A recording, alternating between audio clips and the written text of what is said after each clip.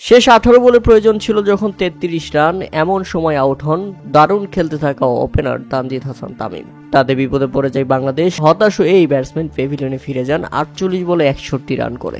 ওই ওভারেই শেষ 13 বলে যখন প্রয়োজন ছিল 26 রান, এমন সময় আবার আউট হন আমাদের hard hitter batsman Jaker Ali Anik, যার শটে বাউন্ডারি পর্যন্ত আদায় করতে পারে না বাংলাদেশ। জাকের আলী ফিরলে শেষ 12 বলে প্রয়োজন ছিল 26 রান, এমন সময় আবার প্রথম বলে আউট হয়েছেন ভাত শামীম। আমাদের ভাত শামীম রীতিমতো বাংলাদেশকে ডুবিয়ে গেলেন। তাই তো মাইক্রোফোন হাতে দারুণ ডান্স উদযাপন করলেন জেসন হোল্ডার।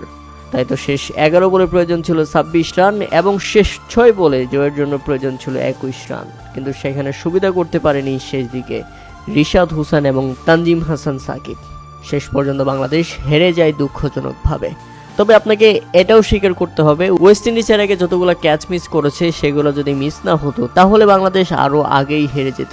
শেষ পর্যন্ত বাংলাদেশকে 14 রানের ব্যবধানে হারিয়ে দারুণ ম্যাচ জিতে নিয়েছে ওয়েস্ট ইন্ডিজ 150 রানের টার্গেট দিয়েও।